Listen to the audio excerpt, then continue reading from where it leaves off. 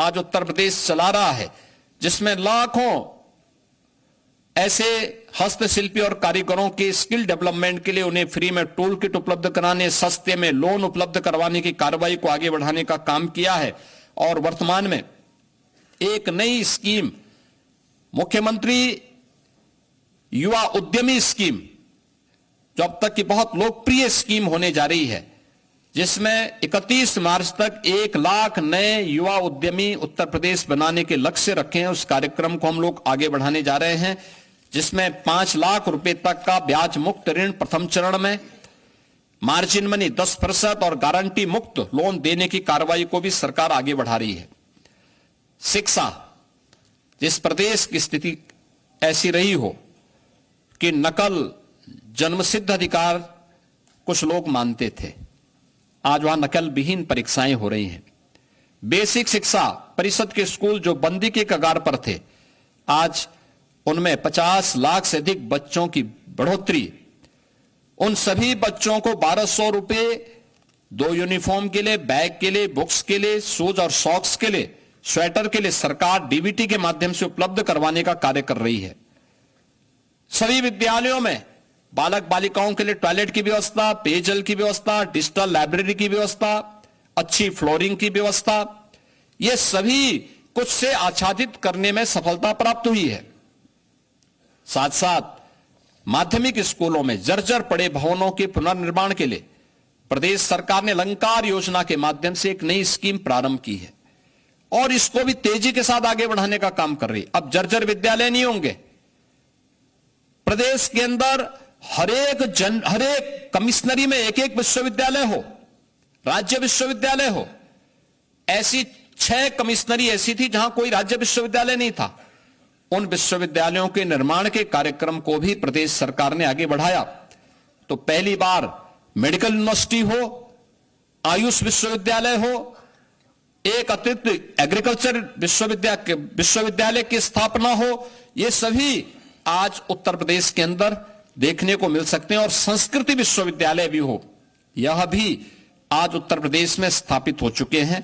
प्रदेश ने इस दिशा में 8 नए विश्वविद्यालय, यानी इस दिशा में 10 नए विश्वविद्यालय, 21 निजी क्षेत्र के विश्वविद्यालयों की स्थापना में भी सफलता प्राप्त की है। और युवाओं को प्रतियोगी परीक्षाओं की तैयारी के लिए प्रत्येक जनपद में मुख्यमंत्री अभ्युदय कोचिंग की व्यवस्था भी आज के दिन पर संचालित है।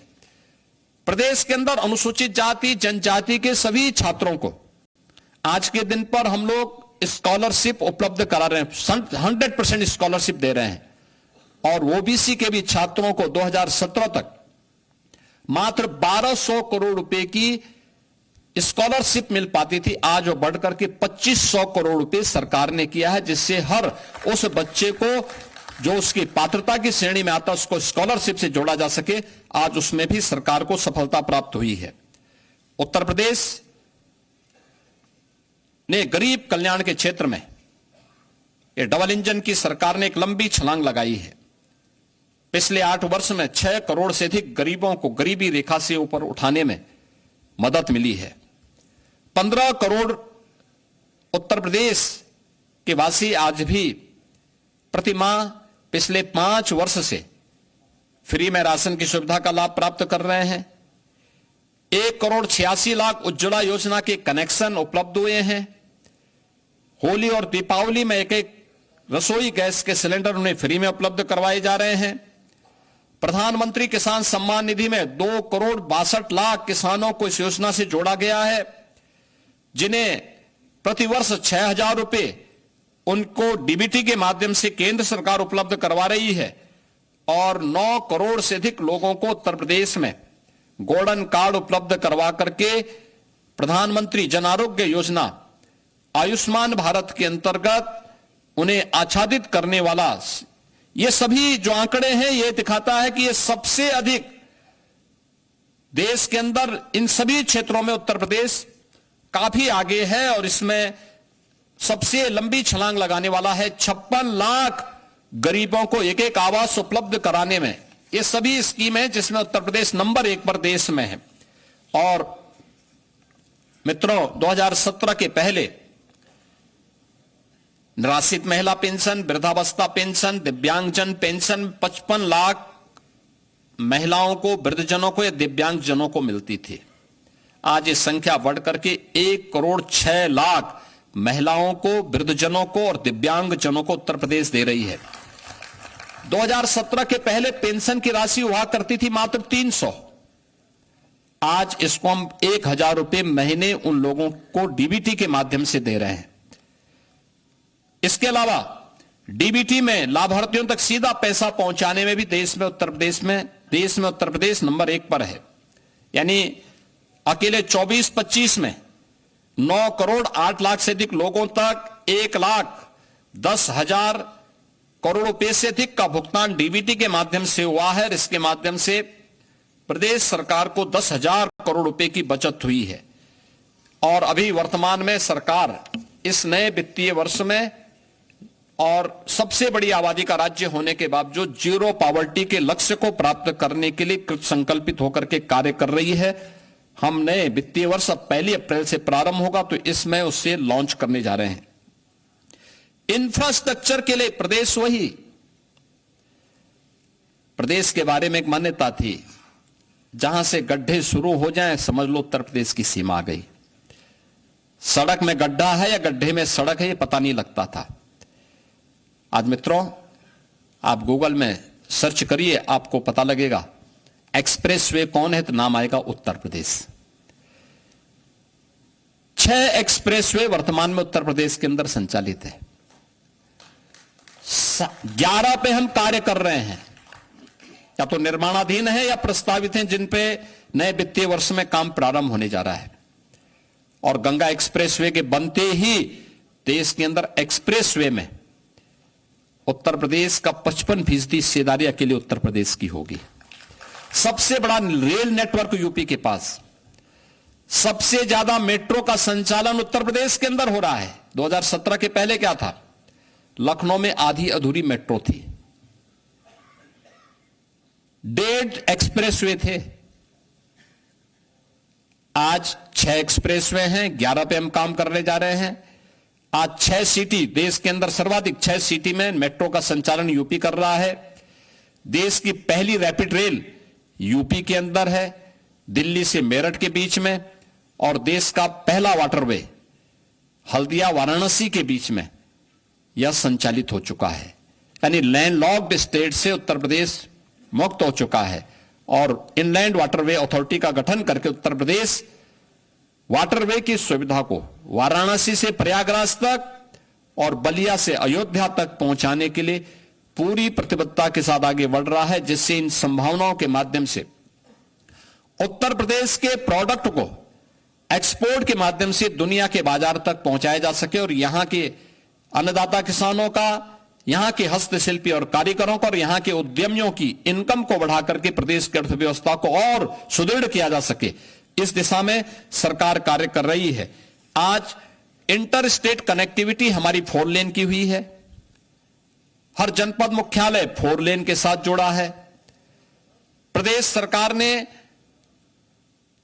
हाईवे के एक बड़े नेटवर्क को अपने यहां जोड़ा है और उत्तर प्रदेश इस दिशा में काफी एक अच्छी प्रोग्रेस के साथ देश के अंदर है, क्योंकि ये हाईवे इसी दिशा में जो प्रयास किए जाते हैं, ये किसी भी अर्थव्यवस्था की सबसे रीढ़ के रूप में काम करती है। एयर कनेक्टिविटी 2017 के पहले उत्तर प्रदेश के अंदर 2 एयरपोर्ट पूरी तरह क्रियाशील थे, लखनऊ और वाराणसी। 2 आंशिक रूप से थे, गोरखपुर और आगरा आंशिक रूप से संचालित थे।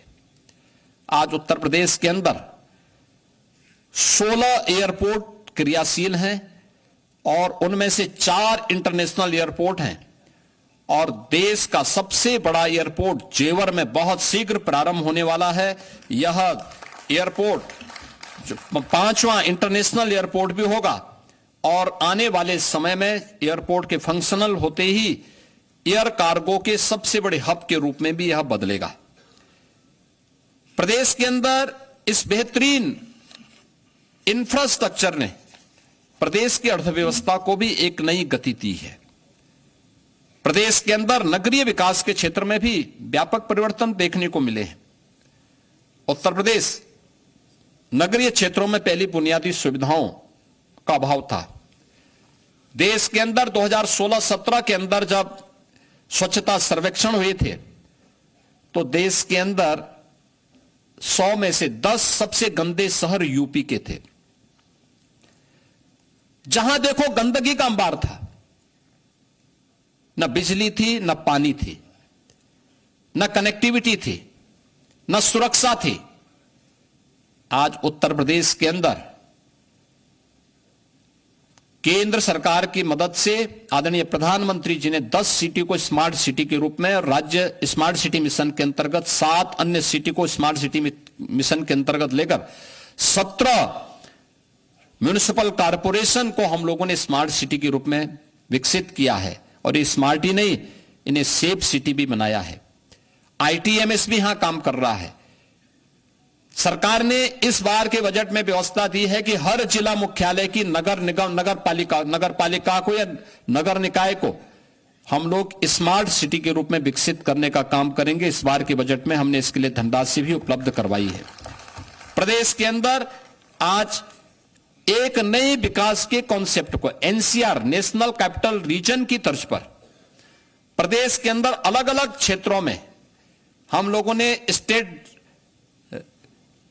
डेवलपमेंट रीजन को डेवलप करने की एक दिशा में एक आगे बढ़ाने की कार्रवाई की है। जैसे लखनऊ में स्टेट कैपिटल रीजन, लखनऊ और उसके आसपास के क्षेत्र को लेकर, वाराणसी में वाराणसी और उसके आसपास के क्षेत्र को लेकर, कानपुर में कानपुर और उसके आसपास के क्षेत्र को लेकर के ये डेवलपमेंट रीजन बनाने, जिससे व्यवस्थित और नियोजित विकास को हम वहां पे आगे बढ़ा सके। उसके एक मास्टर प्लान के माध्यम से वहां के नागरिकों के जीवन में व्यापक आमूलचूल परिवर्तन करके उनकी आय को कई गुना बढ़ा सकें, इस दिशा में कार्य करना सरकार ने प्रारंभ किया है। और देश की पहली रोपवे सेवा वाराणसी में अगले कुछ महीनों के अंदर हम प्रारंभ करने जा रहे हैं। यह नगरीय परिवहन की एक बेहतरीन सुविधा होगी जो वाराणसी में प्रारंभ होने जा रही है। प्रदेश के अंदर विद्युतीकरण के लक्ष्य को भी हर व्यक्ति को उसकी ऊर्जा की आवश्यकता के अनुरूप, विद्युतीकरण की आवश्यकता के अनुरूप उन्हें ये सुविधा प्राप्त हो, इसके लिए भी डबल इंजन की सरकार ने व्यापक परिवर्तन किए हैं। खासतौर पर 1947 से लेकर के 2017 तक 1,28,494 मजदूरों तक बिजली पहुंचाई गई थी। और इस दौरान अकेले 8 वर्ष के अंदर यह संख्या बढ़कर के 1,28,000 से बढ़कर के 2,49,818 यानी 1,21,000 मात्र हम लोगों ने 8 वर्ष में उन मजदूरों तक विद्युतीकरण का कार्य पूरा किया है। 12 से 17 के बीच में केवल 8,44,000 विद्युत कनेक्शन उपलब्ध करवाए गए। 8,44,000 विद्युत कनेक्शन 12 से 17 के बीच। और इस दौरान इन 8 वर्षों में 1,65,00,000 गरीबों को निःशुल्क विद्युत के कनेक्शन उपलब्ध करवाए गए। पहले बिजली आती नहीं थी और आज ग्रामीण क्षेत्र में 18 घंटे, तहसील मुख्यालयों में 20 घंटे और जनपद मुख्यालयों में 24 घंटे विद्युत की आपूर्ति प्रदेश सरकार के द्वारा 2017 से निरंतर की जा रही है। पावर जनरेशन के लिए भी सरकार ने अनेक कदम उठाए हैं। खासतौर पर नए जनरेशन प्लांट घाटमपुर में 660 मेगावाट की 3 नई यूनिट यह स्थापित हो रही हैं। लगभग कार्य पूरा हो चुका। पनकी में 660 मेगावाट की विद्युत उत्पादन का कार्य यह कंप्लीट हो चुका है। सोनभद्र ओबरा में 660 मेगावाट की 2 यूनिट यहां पर क्रियाशील होने वाली है। और जवाहरपुर एटा में भी 660 मेगावाट की 2 यूनिट कंप्लीट हो चुके हैं, कार्य होने जा रहा है। और प्रयागराज मेजा में 800 मेगावाट की 3 नई यूनिट के निर्माण के कार्यक्रम के साथ हम एनटीपीसी के साथ मिलकर के इस कार्यक्रम को आगे बढ़ा रहे हैं। यह जनरेशन कि इतना विद्युत का उत्पादन जिस राज्य में केवल इससे पहले 2017 के पहले कुल